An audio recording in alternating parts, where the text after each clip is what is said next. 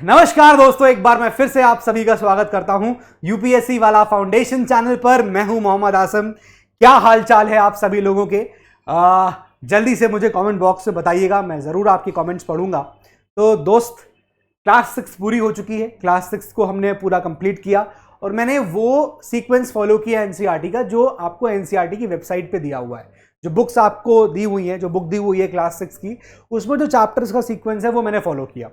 अब वहीं से मैं आपको क्लास 7 भी पढ़ाऊंगा। कभी एक आध बच्चे कमेंट कर रहे हैं कि सर एक चैप्टर आपने मिस किया, तो शायद वो आपकी पुरानी एनसीईआरटीज में होगा जो अभी इस साल की अपडेटेड नहीं होंगी। तो मैंने इसलिए अभी बता देता हूं आपको कि जो नया सीक्वेंस है उसको फॉलो किया हुआ है, ठीक है। तो मैं उस सीक्वेंस से चल रहा हूं, कम से कम आप अभी उस सीक्वेंस को फॉलो करते रहिए। कहीं कोई मिस चीजें हुई होंगी तो भाई जब हम बड़ी क्लासेस पढ़ेंगे ना तो वहां कवर हो ही जाएगा, तो उसकी टेंशन मत लो आप, ठीक है। तो क्लास 7 की शुरुआत कर रहे हैं दोस्त। पहला चैप्टर है आज और चैप्टर का नाम क्या है? इंट्रोडक्शन। इस चैप्टर से उम्मीद मत करिए कुछ पूछा जाएगा, एग्जामिनेशन के अंदर पूछने के चांसेस नहीं है, सवाल तो नहीं बनते। लेकिन एक बात डैम श्योर है दोस्त, एक बात पक्की है कि यहां से आपको अंडरस्टैंडिंग बनेगी मेडिवल हिस्ट्री की। क्लास 6 की जो एनसीईआरटी थी वो एंशिएंट हिस्ट्री बताती है, क्लास 7 की जो एनसीईआरटी है वो आपको मेडिवल हिस्ट्री के बारे में बताएगी, और जो क्लास 8 पढ़ोगे वहां पर आपको मॉडर्न पीरियड देखने को मिलने लगेगा, ठीक है। तो अभी हम यहां पर आज मेडिवल हिस्ट्री की शुरुआत करेंगे, लेकिन आज हम सिर्फ मियरली इंट्रोडक्शन देखने वाले हैं इस चैप्टर में, और बहुत ही मोटे मोटे तौर से यहां चीजें चलेंगी, बहुत ज्यादा ऐसे डेप्थ में चीजें नहीं जाएंगी। देखिए क्या लिखा हुआ है, tracing changes through 1000 years. 1000 years का मतलब दोस्त पहले यहां ये हो जा रहा है कि जब हम इस चैप्टर को आज हम जब ये क्लास स्टार्ट कर रहे हैं, तो ये जो मेडिवल हिस्ट्री का पीरियड है जो आपकी क्लास 7 की एनसीईआरटी में है, वो दोस्त कहीं ना कहीं आपका 700 से लेकर 1750 तक जाएगा एडी। तो ये जो 1000 ईयर्स की जो हिस्ट्री है, इन 1000 ईयर्स की हिस्ट्री को, इन 1000 ईयर्स की हिस्ट्री में कैसे चेंजेस हुए हैं ये हमें ट्रेस करना है। इस चीज को हम यहां ट्रेस करेंगे, ये एनसीईआरटी आपको यही ट्रेस करती है, ट्रेसिंग द चेंजेस। कैसे बदलाव हुआ? सोचिए ना, एंशिएंट हिस्ट्री चल रही थी, मेडिवल हिस्ट्री आ गई, कैसे ये चेंजेस हुआ, वो ट्रेसेस, वो चेंजेस को हम ट्रेस करेंगे, ठीक है, थ्रू 1000 ईयर्स। 1000 साल की जो हिस्ट्री है उसमें कैसे चेंजेस हुए, ये चेंज अभी देखने को यहां नहीं मिलने वाला कि कैसे हम एंशिएंट हिस्ट्री से मेडिवल हिस्ट्री के पीरियड में आ गए आज के चैप्टर में। अभी आज के चैप्टर में नहीं होगा, जब चैप्टर 2 पढ़ेंगे तो थोड़ा बहुत हम पुराना जो एंशिएंट हिस्ट्री था उसका लास्ट का एकदम एक्सटेंडेड पार्ट होगा, वो भी डिस्कस करेंगे। और फिर धीमे धीमे आपको देखने को मिलेगा कैसे फिर हम सल्तनत पीरियड आ जाता है, दिल्ली सल्तनत आ जाता है, ये सब आपको देखने को मिलेगा। लेकिन आज जो है मियरली एक इंट्रोडक्शन चैप्टर है, जहां पर हमें ये एनसीईआरटी का पहला चैप्टर ये बताता है कि आने वाले चैप्टर्स में हम कैसे कैसे पढ़ने वाले हैं, क्या क्या नजरिए से पढ़ने वाले हैं, ठीक है। समझ में आ गया? तो बहुत कुछ नहीं है इस चैप्टर में, बहुत सिंपल है। अब जरा ये चीज देखो, आप देखो यार दोस्त, यहां पर आपको एक मैप देखने को मिल रहा है, एक मैप इधर देखने को मिल रहा है, दोनों तरफ मैप बने हुए हैं। अब कैसे मैं पढ़ाना चाह रहा हूं, जैसे हमने क्लास 6 पढ़ा था, तो क्लास 6 की एनसीईआरटी का पहला चैप्टर क्या था कि क्या क्या हम पढ़ने वाले हैं। मैंने आपको पहले ही 5 जगह बता दिए थे जहां इंसान रहता था, याद करिए। और फिर उन्हीं जगहों को हमने जब जब वो चैप्टर आया तो वहां हमने उसको एक्सपैंड किया, है ना। हमने Indus and tributaries, Indus valley civilization, कैसे हम ऋग्वैदिक पीरियड में महाजनपद, मगध, ये सब चीजें हमने देखी, और हमने आपको कहीं ना कहीं ये सब चीजें चैप्टर नंबर 1 में बताई थी। कैसे हमको इसके बारे में पता चलता है, manuscripts, archaeology, all these things I discuss with you. Same वही चीज आज यहां पर चैप्टर नंबर 1 ऑफ क्लास 7 कहेगा, कैसे हम मेडिवल हिस्ट्री के बारे में पढ़ेंगे। तो देखो यहां पर ये जो मैप दे रखा है, एनसीईआरटी का मैप है, मैं लेके नहीं आया हूं, एनसीईआरटी का मैप है। ये जो मैप आप देख रहे हैं, इसको एक अरब ज्योग्राफर था जिसका नाम था अल इदरीसी, उसने 1154 सीएसई में ये मैप बनाया। अब ये मैप जो आप देख रहे हो ना, गजब नजरिया था उनका, इन्होंने इंडिया का मैप उल्टा बना दिया। यहां आप जो ये देख रहे हो, ये श्रीलंका है एक्चुअली, इनके मैप के हिसाब से बगल बगल के जो और आइलैंड्स हैं ऐसे बनाए उन्होंने। ये जो आप नीचे का पोर्शन देख रहे हो, ये इंडिया का पोर्शन हो गया। तो पता नहीं ऊपर से देख रहे होंगे ये इंडिया को, तो उन्होंने उनको पहले श्रीलंका देखा, फिर उसके बाद इंडिया देखा, जो भी था। मतलब आप देखो 1154 में इस प्रकार का मैप बनाया जा रहा है। लेकिन वहीं अगर आप आ जाओगे इस साइड, तो आप 18वीं सेंचुरी के आसपास देखिए कि ये जो मैप है ये एक फ्रेंच कार्टोग्राफर ने बनाया, ठीक है, और उसने कुछ इस प्रकार से मैप बनाया। तो एक्चुअली आज के टाइम पे कुछ हम लोग इस प्रकार का मैप देखते हैं, not exactly but yes of course, कुछ हम लोग इस प्रकार का मैप हम देखते हैं। तो देखो कैसे कैसे इन इतने सारे ईयर्स में 1154 से हम आगे आके आते आते 18th सेंचुरी तक हम देख रहे हैं कितना ज़्यादा चेंज हुआ। लोगों का मैप चेंज हो गया, लोगों का नज़रिया चेंज हो गया, लोगों की पॉलिटी चेंज हुई, लोगों के बिलीफ चेंज हुए, और उन बिलीव्स को, उन सोसाइटीज़ में जो चेंजेस हुए उनको स्टडी कैसे किया जाएगा, ये सब चीज़ें हम यहाँ देखेंगे। क्या क्या चेंजेस हुए वो मोटे मोटे तौर पे यहाँ पर हम लोग यहाँ पर देखेंगे। एग्जैक्टली किसी भी चीज़ के डेप्थ में नहीं जाएंगे, बस चैप्टर जो है एकदम टाइम पास के लिए बना दिया गया है कि भाई क्या क्या चेंजेस हैं उसको ट्रेस करेंगे बस, ठीक है, ज़्यादा कुछ इसमें नहीं है। तो आप देख पा रहे हो कितना यहाँ चेंजेस यहाँ देखने को मिले हैं, ठीक है। अब देखिए, इसको समझने के लिए यहाँ पर मैं कुछ चीज़ें आपको पहले से लिख के ले आया हूँ, क्योंकि इसमें ऐसा कुछ है ही नहीं जो आपको याद करना हो, बस समझना है, और ये हेल्प करेगा आपको अगले चैप्टर्स को बिल्ड करने में।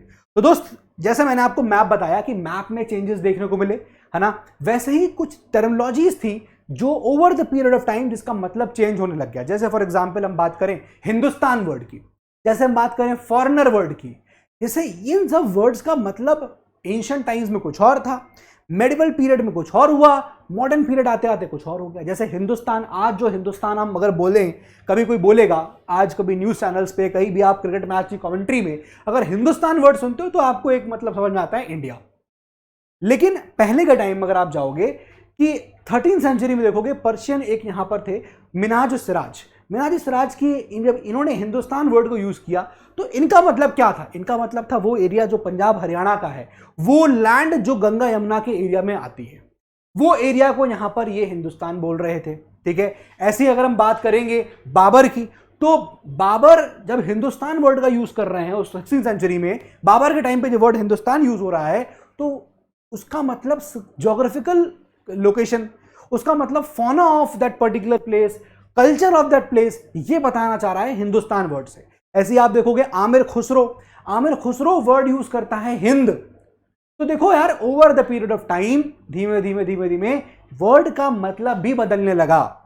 तो ये हमें जो मेडिवल हिस्ट्री पढ़नी है ना, ये जो हमारी किताब है 7th क्लास में, इसमें 1000 साल की हिस्ट्री है, 700 ईयर से लेकर 1750 तक। ये जो पूरी कहानी का फेज है, ये आपकी मेडिवल हिस्ट्री है।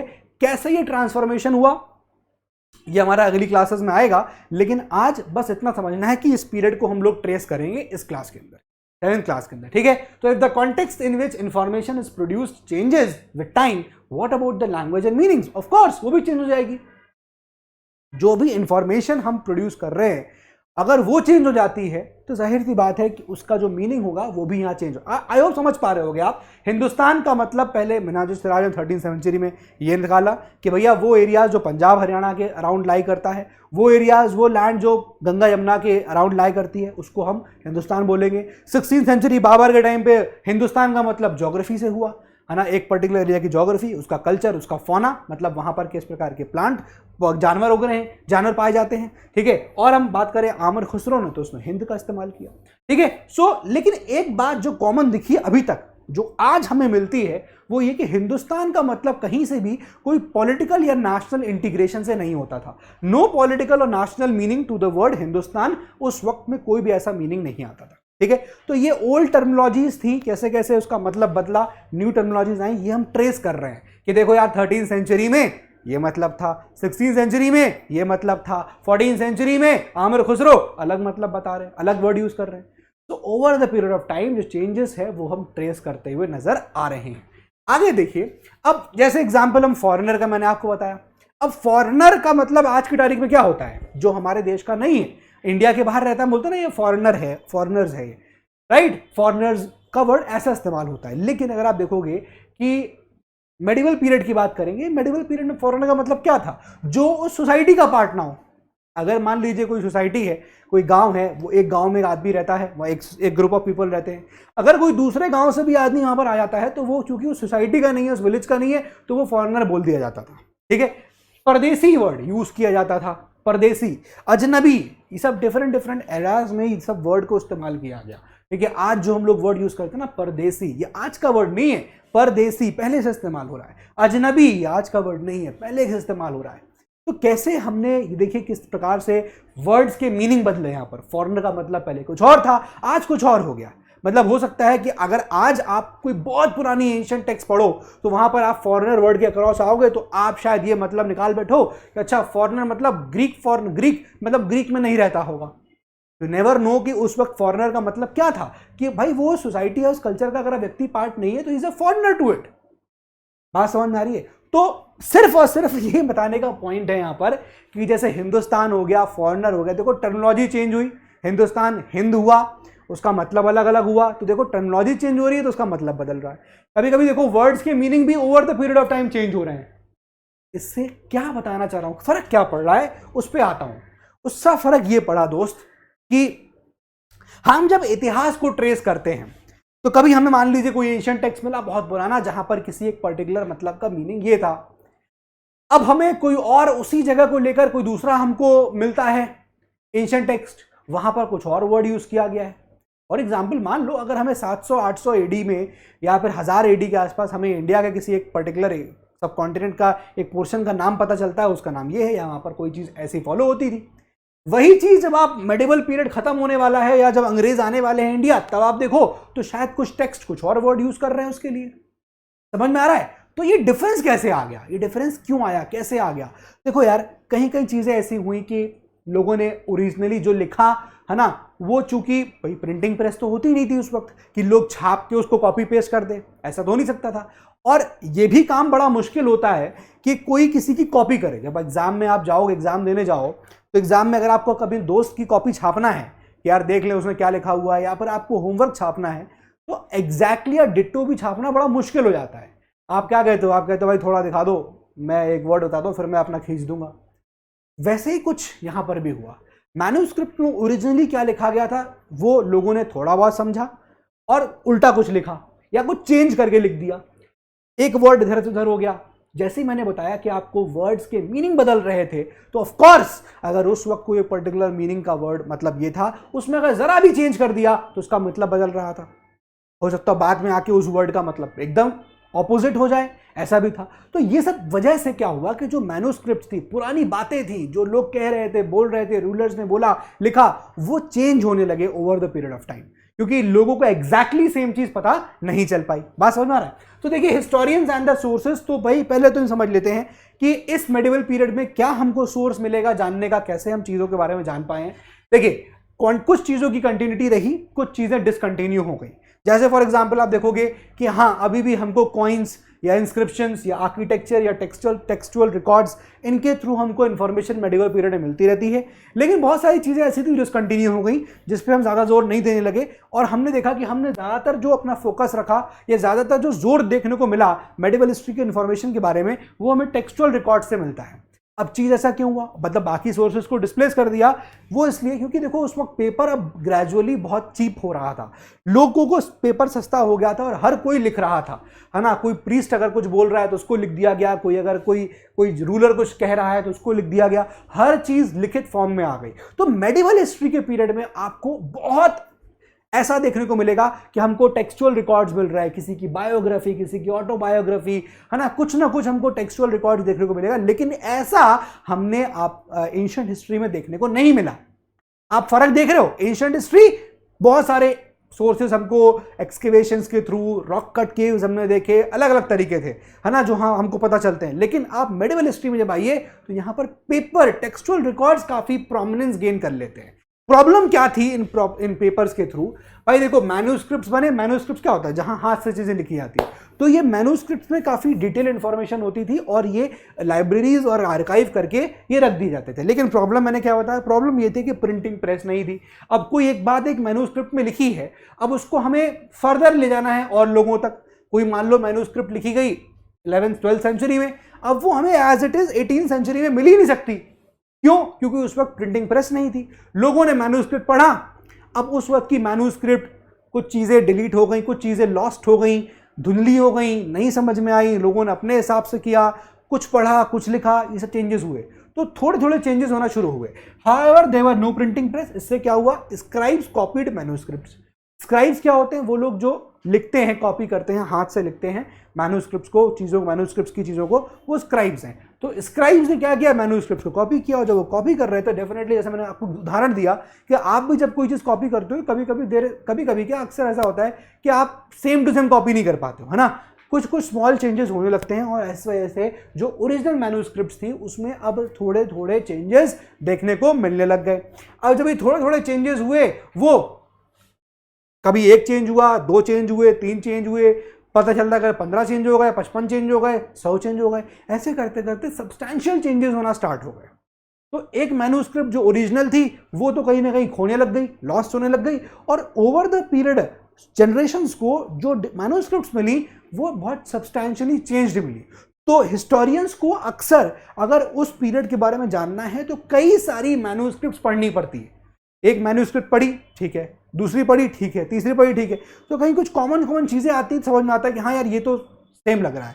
कहीं कुछ चीजें समझ में नहीं आती हैं, लग रहा है कि यार ये तो बड़ी उल्टी बात लिखी, यहाँ पर कुछ लिखा, यहाँ कुछ लिखा है, तो फिर उसको एक तरह से समझना पड़ता है कि क्या हो रहा था तो क्या हुआ होगा, समझ रहे हो। सो स्मॉल चेंजेस होने लगे जिसकी वजह से काफी सब्सटैंशियल चेंजेस हो गए मैन्युस्क्रिप्ट्स के अंदर। इसकी वजह से ओरिजिनल मैन्युस्क्रिप्ट काफी रेयर हो गई, और जब ओरिजिनल मैन्युस्क्रिप्ट रेयर हो गई, डिफरेंट मैन्युस्क्रिप्ट बन गई, तो हर मैन्युस्क्रिप्ट का अलग वर्जन सामने आने लगा, ठीक है, डिफरेंट वर्जन ऑफ मैन्युस्क्रिप्ट सामने आने लगे। और हमें रियल वर्जन जानने के लिए, ओरिजिनल मैन्युस्क्रिप्ट को जानने के लिए हमको पूरी तरह से हमें हर तरह की या हर मैन्युस्क्रिप्ट को यहाँ पर रीड करना पड़ेगा, तब हम इसके बारे में ज़्यादा इन्फॉर्मेशन समझ सकते हैं। एग्जाम्पल के तौर पर देखिए, यहाँ बताता हूँ आपको, ज़ियाउद्दीन बरानी है। अब इन्होंने अपना क्रॉनिकल लिखा, इन्होंने अपना पहला क्रॉनिकल लिखा 1356 में, ठीक है, क्रॉनिकल मतलब कुछ क्रॉनिकल कुछ इन्फॉर्मेशन लिखी, अपना कुछ बताया उन्होंने। पहला इन्होंने अपना क्रॉनिकल लिखा 1356 में, दूसरा क्रॉनिकल लिखा इन्होंने 1358 में। अब मान लो हमने जब अपनी चीजों को ढूंढना शुरू किया आज के टाइम में, तो 1358 में जो अप्रोक्सीमेटली, मतलब 1356 में जो क्रॉनिकल लिखा गया उसके लगभग 2 साल के बाद एक क्रॉनिकल लिखा गया, वो हमको इसकी इंफॉर्मेशन पहले मिल गई। और ये वाला जो है 1356 का क्रॉनिकल, इसकी इंफॉर्मेशन हमें बहुत ही लेट 1960s में मिलती है, आके 1960s। तो आप सोचो कि जब हमें ये वाली इंफॉर्मेशन मिली, ये क्रॉनिकल मिला, तो हम इसी को सच मान रहे थे। लेकिन आप ये समझो कि ज़ियाउद्दीन बरौनी ने जो 1356 में लिखा उसमें इन्होंने एक डिफरेंट वर्जन दिया, लेकिन 2 साल के बाद उनको लगा चीजें चेंज हो रही सोसाइटी में, उन्होंने अपना वो हिसाब से क्रॉनिकल लिख दिया दूसरा। तो हमें जो क्रॉनिकल मिला पहले ये मिला, हम इसी को सच मान रहे हैं। हिस्टोरियंस के लिए बड़ा मुश्किल काम है। अब ये वेरी लेटली उनको ये मिल गया, तो अब now they are studying it in different way कि अच्छा ऐसा था, तब वो सोच रहे होंगे अच्छा ऐसे से ऐसे कैसे, ये चेंजेस कैसे हुए, बोलो इसी पे एक किताब लिख जाए। बात समझ में आ रही है। तो ये चेंजेस जो है वो हम देखेंगे, ट्रेस करेंगे कैसे over the period of this class 7 NCERT कैसे ये चेंजेस हुए। अभी कुछ भी नहीं पढ़ना है, मोटा मोटा पढ़ रहे हैं हम लोग इस क्लास में, कुछ भी नहीं, बस आउटलाइन दे लो। मेरे ख्याल से एनसीईआरटी खोल के बैठ जाओ मेरे साथ और एनसीईआरटी को जो है बस रीड करते जाओ। जहां जहां बता रहा हूं वो पॉइंट्स आपको मिलते जाएंगे। कुछ एक जो आपको लाइंस नहीं दिख रही होंगी यहाँ पर, वो सिंपल लाइंस होंगी, उसको आप पढ़ सकते हो। अब ये तो मैंने आपको बताया अभी तक कैसे हिस्टोरियंस और उनके सोर्सेस चेंज हुए, मैंने बताया कैसे टर्मिनोलॉजीज और उनके मीनिंग चेंज हुए। अब जब टर्मिनोलॉजी और उसके मीनिंग बदले, जब हमने देखा किस प्रकार से चीजों के मतलब बदले, हिस्टोरियंस के सोर्सेस बदले, तो हमको पता चला अच्छा सोसाइटी बदल रही थी, पॉलिटी भी बदल रही थी, इकोनॉमी भी बदल रही थी, रिलीजन ही बदल रहा था, कल्चर ही बदल रहा था, हर चीज बदल रहा था। ठीक है, तो देखिए 700 से लेकर 1750 का जब हमें फेस पड़ रहा है तो बहुत सारे ऐसे डेवलपमेंट यहां पर हुए। क्या क्या, जैसे कि आप देखोगे बहुत सारे पॉलिटिकल चेंजेस देखने को मिलेंगे।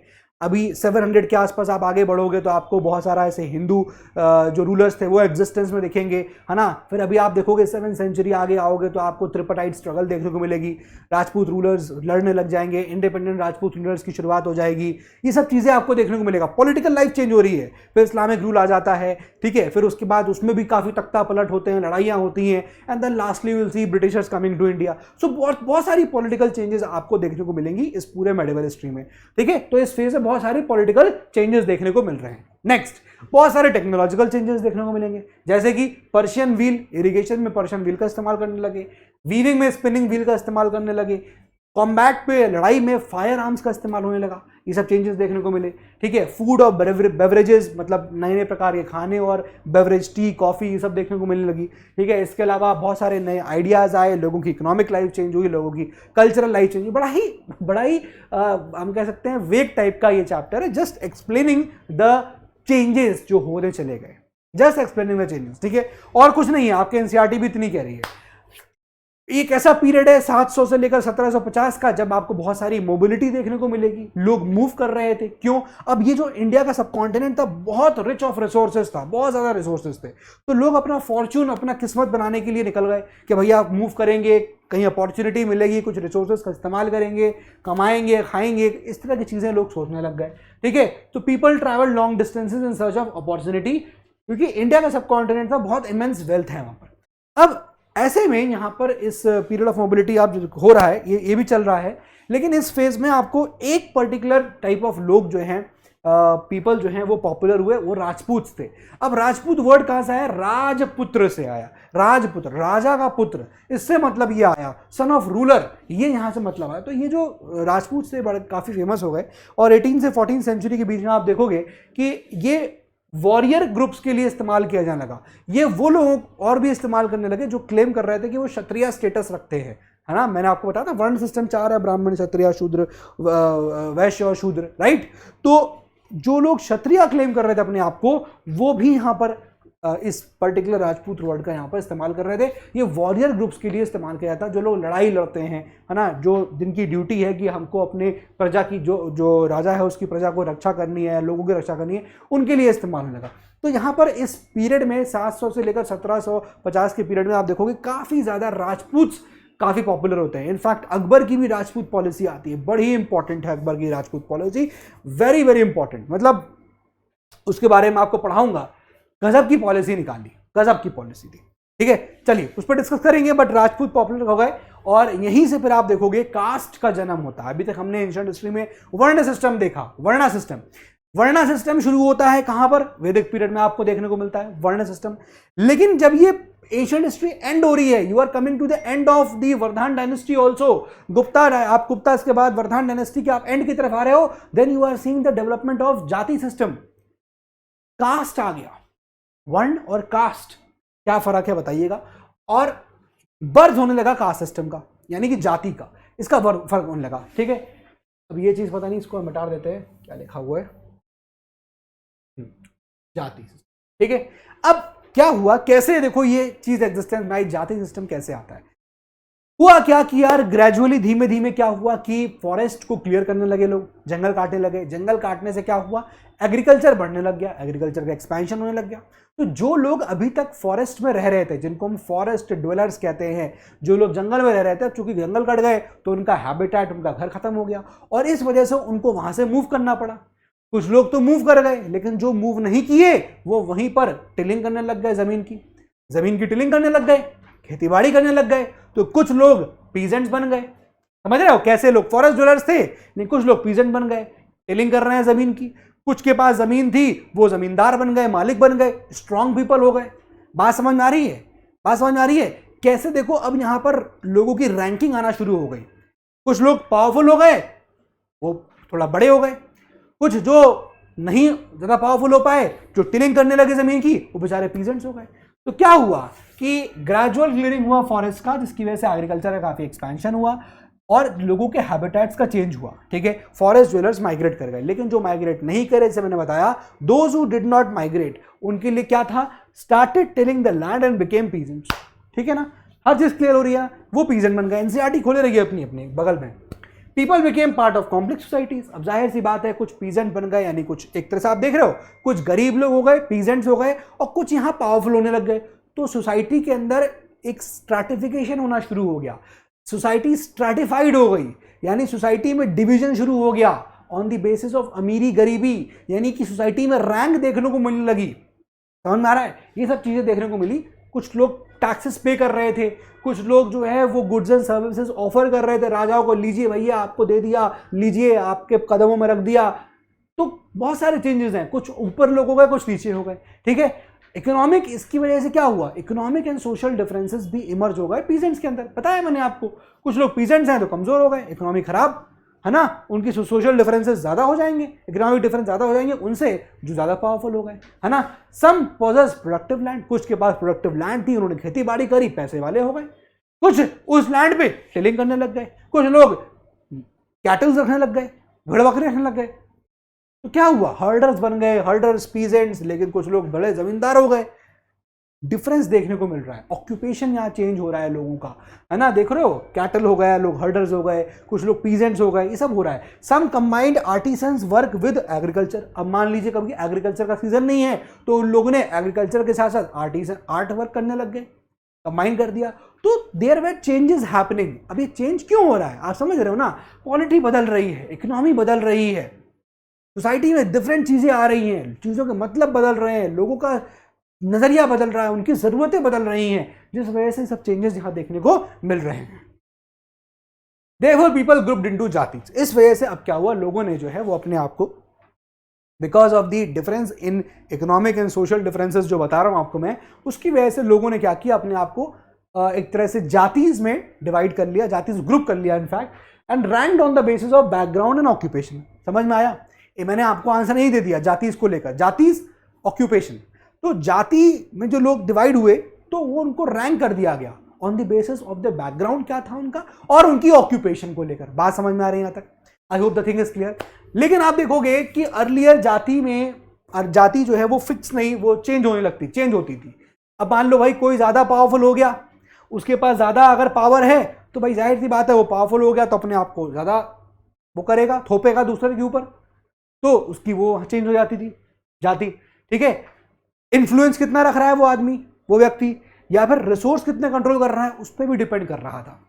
ठीक है, तो जाति कितना रिसोर्स कंट्रोल कर रही है, कितना पावर कंट्रोल कर रही है, पावर है उसके पास, कितना इन्फ्लुएंस कर रहे हैं, उसके बेसिस पे यहाँ पर जाति जो है उनकी रैंक जो है यहाँ पर डिसाइड हो पाती थी। तो एक क्रक्स में बात समझ में आई कि जाति अर्लियर चेंज भी होती जाती थी, है ना, ऑब्वियसली, क्योंकि उनकी रैंक बदल रही है, उनका ऑक्यूपेशन बदल रहा है, उनका इन्फ्लुएंस बदल रहा है, उनकी पावर बदल रही है। ठीक है, उनका कंट्रोल रिसोर्स किसी ऊपर चेंज हो रहा है, ज्यादा रिसोर्सेज पे कंट्रोल, ज्यादा पावर, ज्यादा पावरफुल तो हमारी चलेगी, वो है ना, जिसका बैट उसकी बैटिंग, जिसका बॉल उसकी बॉलिंग, वही यहां कहानी है। तो जो ज्यादा पावरफुल है हायर रैंक में आ गया। ठीक है, ऑक्यूपेशन, जाति ऑक्यूपेशन। सो इनफैक्ट अब इतना पावरफुल हो गई जाति का, इतना प्रोमिनेंस हो गया कि कोई भी अगर सोसाइटी के अंदर कुछ भी है तो कैसे उनके मेंबर्स का कंडक्ट होगा, कैसे वो मैनेजमेंट, सारे रूल्स एंड रेगुलेशंस ये जाति वाले बनाते थे। लेकिन इन चीजों को, जो रूल्स एंड रेगुलेशंस बनाए गए हैं, उनको इंप्लीमेंट कराने का काम वो एल्डरली मेंबर्स का होता था सोसाइटी की, जिसको जाति पंचायत के नाम से हम लोग जानने लगे। वही हाउस ऑफ द लॉर्ड्स, मतलब upper house, lower house. Rules and regulations कौन बना रहा है, जाति मेंबर्स। ठीक है, एनफोर्स कौन करा रहा है, जाति पंचायत। अब इसको ऐसे जाति पंचायत एनफोर्समेंट एजेंसी मान लो, ये लॉ मेकिंग एजेंसी है। ठीक है, लॉ मेकिंग, लॉ एनफोर्समेंट, या फिर ऐसे कि भैया ये एल्डरली लोग हैं तो अपर हाउस के होंगे। ठीक है, बट हालांकि ऐसा कोई यहाँ पर है नहीं, जस्ट फॉर द सेक आपको याद करने के लिए। ऐसा नहीं आप कहोगे सर ये राज्यसभा कैसे हो गया, लोकसभा, ऐसा कुछ नहीं है। सिंपली मतलब कहने का ये है कि ये लॉ मेकिंग बॉडीज थी, रूल्स एंड रेगुलेशंस कैसे होंगे, इनके जो मेंबर्स हैं वो कैसे कंडक्ट करेंगे, क्या कैसे मैनेजमेंट होगा, वो सब चीज़ें यहाँ जाति बनाती थी, रूल्स एंड रेगुलेशंस, और उनको इन्फोर्स कराने का काम वो एल्डरली असेंबली करती थी ऑफ एल्डर्स, जिसको जाति पंचायत यहाँ पर कहा जाने लगा। ठीक है, यहाँ तक क्लियर हो गया। अब देखिए, अब हम रीजन एंड एम्पायर की बात करेंगे। देखो यार, जैसे मैंने आपको कहा इस चैप्टर में कुछ नहीं है, चैप्टर नंबर 2 से समझ में आएगा जब हम चोलास के बारे में पढ़ेंगे, चैप्टर नंबर 3 में हम तुगलक्स के बारे में पढ़ेंगे, चैप्टर नंबर 4 से आपको मुगल्स के बारे में आ जाएगा, चीजें यहां से चेंज होंगी। अब जैसे एक संस्कृत प्रशस्ति है ग्यासुद्दीन बलबन की, दिल्ली सल्तनत, दिल्ली का सुल्तान था ग्यासुद्दीन बलबन, तो उसके एम्पायर के एक्सटेंट के बारे में बताती है। ये आपके एनसीईआरटी बता रहा है कि उसका जो एम्पायर है वो बंगाल से, गौड़ का किंग था, वहां से लेकर अफगानिस्तान तक और साउथ इंडिया का एरिया, ये सब कुछ यहाँ क्या होता था, ये हमको प्रशस्ति से पता चलता है। ठीक है, तो रीजन पता चलता है हमको, ये रीजन हम through out the time trace करते रहेंगे, किस टाइम पे कौन सा रूलर कहाँ कहाँ रूल कर रहा था। ठीक है, ये तो एग्जाम्पल है कैसे हमको प्रशस्ति के थ्रू पता चलता है द एक्सटेंट ऑफ दिल्ली सल्तनत, दिल्ली सुल्तान ग्यासुद्दीन बलबन का एम्पायर। ठीक है, अब लास्ट में आप देखोगे आते आते बहुत सारी चीजें आएंगी कि भैया सुल्तान लोग आए, फिर मुगल्स आए, मुगल रूल कर रहे हैं, मुगलों को रूल करने का तरीका अलग था, उनकी सोसाइटी अलग थी, उनका रिलीजन अलग हो गया, उनका कल्चर अलग हो गया, ये सब चीज़ें आप देख रहे हो। तो भाई जाहिर सी बात है जब मुगल्स यहाँ पर डिक्लाइन होने लगे आखिरी में, तो फिर छोटे छोटे फिर से आप रीजनल स्टेट देखने को मिलेगा। जैसे जब राजपूत का डिक्लाइन होता है, जब वर्धमान डायनेस्टी डिक्लाइन करती है एंशिएंट हिस्ट्री में, तो उसके बाद भी आपको जो पीरियड मिलेगा, जैसे राजपूत पीरियड आया, लेकिन फिर इंडिपेंडेंट राजपूत रूलर सामने आने लगे। ऐसे ही जब मुगल पीरियड खत्म होने लगा तो फिर एक रीजनल स्टेट्स जो है वो शुरू होने लगी। लेकिन जो इम्पैक्ट था बड़े बड़े पैन एम्पायर रूल्स का, जो बड़े बड़े साम्राज्य हुआ करते थे, उनका जो इम्पैक्ट था, उनकी पॉलिटी, उनका इकोनॉमी, उनका कल्चर, उनका रिलीजन, वो सब उन पर छाप छोड़ के गया।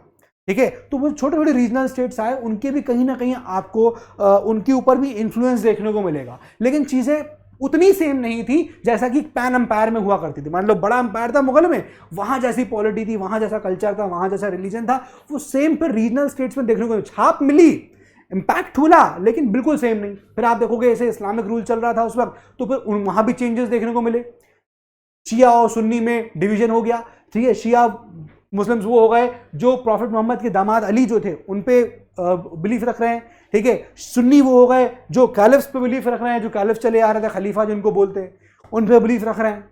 बात समझ आ रही है? तो इन सब जगह आपको छोटे छोटे चेंजेस भी देखने को मिलने लगे। वही लिखा है कि मुगल एम्पायर डिक्लाइन कर गया, री इमरजेंस हुआ रीजनल स्टेट्स का, फिर से रीजनल स्टेट्स आ गई। यही तो दिक्कत थी ना, रीजनल स्टेट्स आ गई, वो इतनी पावरफुल नहीं बची। मुगल एम्पायर सेंट्रल रूल था, पावरफुल था, तो अभी अंग्रेज जो है वो कैप्चर नहीं कर पा रहे थे। लेकिन जब मुगल एम्पायर डिक्लाइन करने लग गया तो फिर अंग्रेजों की हिम्मत ज्यादा हो गई, वो आके बैठने लगे, रीजनल स्टेट्स को अपने अंडर ले लेके अपना कब्जा जमाने लग गए। ठीक है, years of imperial pan regional rule altered the character of the regions. Obviously बात है ना, इंपीरियल ईयर्स, सालों का ये रूल था, आप 1000 साल की हिस्ट्री पढ़ रहे हो, इतने साल यहां पर रूल हुआ, तो ऑब्वियसली उसका इंपैक्ट देखने को मिला, छाप छोड़ के गया, लोगों का कल्चर, रिलीजन सब बदला यहां पर। ठीक है ना, legacies of big and small empires, आप देखोगे उनकी लेगेसी फॉलो होती रही, लेकिन बहुत सारे चेंजेस भी देखने को मिलते जा रहे थे, और वो चीज एग्जैक्टली नहीं मिला जो हो रहा था। अब ओल्ड एंड न्यू, जैसे रिलीजन में काफ़ी चेंजेस देखने को मिले। जैसे फॉर एग्जांपल आप देखोगे जब सोसाइटी बदलेगी तो जाहिर सी बात है उनके बिलीफ भी चेंज होंगे, जब सोसाइटी चेंज होगी तो उनके बिलीफ भी चेंज होंगे। अब चेंजेस जैसे अगर हुए हिंदुज्म के अंदर, बहुत चेंजेस देखने को मिले हिंदुज्म के अंदर। अभी आप इस्लाम तो बाद में बताऊंगा, हिंदुज्म के अंदर काफ़ी चेंजेस हो गए, जैसे कई सारे नए डाइटीज की वर्शिप होने लगी। ठीक है, उसके अलावा कंस्ट्रक्शन ऑफ टेम्पल्स अलग अलग तरीके से होने लग गया, नॉर्थ इंडिया स्टाइल अलग था, साउथ इंडिया स्टाइल अलग होने लग गया, तो ये भी चेंजेस देखिए हिंदुज्म के अंदर आने लग गए। ठीक है, इंपॉर्टेंस ब्राह्मण्स की काफी इंक्रीज हो गई, क्योंकि उनके पास जो नॉलेज थी ना, नॉलेज ऑफ संस्कृत टेक्स्ट, वो उनको काफी सुप्रीम बना रही थी। ये सब चेंजेस देखने को मिले कि ब्राह्मण से काफी डोमिनेशन हो गया। उसके बाद देखोगे भक्ति जो मूवमेंट आता है हिस्ट्री में, वो उसके आइडियाज भी यहाँ पर आने लगते हैं एग्जिस्टेंस में। ठीक है, उसके अलावा आप देखोगे इस्लामिक टीचिंग्स आने लगी, जो मर्चेंट्स थे वो कुरानिक टीचिंग सिखाने लग गए लोगों को, मर्चेंट्स जो ट्रेडिंग कर रहे थे वो कुरानिक टीचिंग्स आने लग गए। तो बेसिकली जिस वक्त का रूल था, जिस है ना, उसके हिसाब से चीजें बदली, उनका पॉलिटी, उनका इकोनॉमी, उनका कल्चर, उनका रिलीजन, ये सब चीजें चेंज हुआ। ठीक है, और बहुत सारी चीजें यहां पर चेंजेस देखने को मिलते चले गए हमको। ठीक है, अब thinking about time and historical periods, तो एक बात समझ में आ गई, इतना मैंने आपको जो ऊपर ऊपर जस्ट बताया कि भाई टाइम के चेंज होने से इकोनॉमी, ई से economy, polity, culture, society, religion, ये सब चेंज हुआ कि नहीं हुआ? 700 AD से पहले ancient history, economy was different, polity was different, culture was different, society was different, religion was different, लेकिन medieval history, polity different, economy different, flourish करने लग गई, बहुत ज्यादा flourish होने लग गया। तभी तो आप देखोगे कि attracting the foreigners, attracting the British merchants, इतना वेल्थ को देखकर ब्रिटिश मर्चेंट, ब्रिटिशर्स अट्रैक्ट हो गए हमारी तरफ, यूरोपियंस अट्रैक्ट हो गए। ठीक है, तो ब्रिटिश हिस्टोरियंस जो है इस पीरियड को, जब वो आते हैं, ब्रिटिश हिस्टोरियंस आते हैं, तो वो एक्चुअली आप देखोगे कि हिस्ट्री को या वो हिस्टोरियंस जो है वो डिवीजन करते हैं इस पीरियड का ऑन द बेस, कैसे? हिंदू पीरियड, मुस्लिम पीरियड, ब्रिटिश पीरियड, ऐसे करते हैं। मतलब एक तो वैसे ही कम बवाल नहीं रहता है, और ये ऐसा बीज बो के चले गए, ऐसा इन्होंने बीज बोया, ऐसा डिवीजन किया कि एक हिंदू पीरियड, एक मुस्लिम पीरियड, एक ब्रिटिश पीरियड, कम नहीं थे। ठीक है ना, तो ये डिवीजन हुआ। अब इनका डिवीजन करने का रीजन क्या था? क्या बोल रहे थे कि सर हमें इसलिए ऐसा डिवीजन कर रहे हैं क्योंकि रूलर के रिलीजन में चेंज हुआ, और अगर रूलर का रिलीजन चेंज हो रहा है तो that is the only important thing, बाकी सारे सिग्निफिकेंट चेंजेस को भूल गए वो लोग, ब्रिटिश हिस्टोरियंस।